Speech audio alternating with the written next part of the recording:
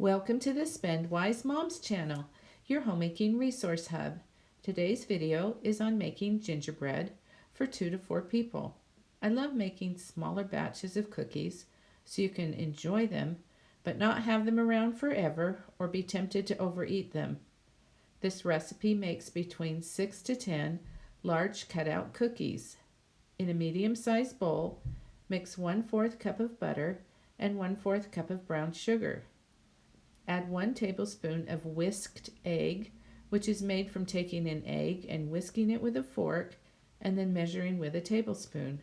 It is best to have the egg be at room temperature so it doesn't affect the butter.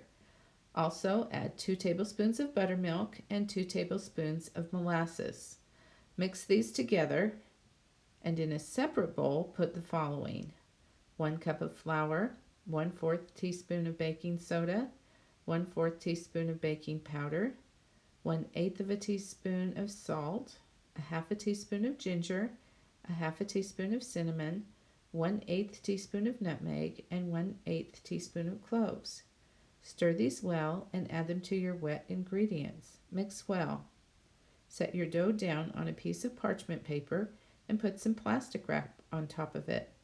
Roll the dough between the plastic wrap and the parchment paper. By using this method, your dough doesn't get dry and you don't have white flour on a brown dough. You can roll it multiple times with no problem.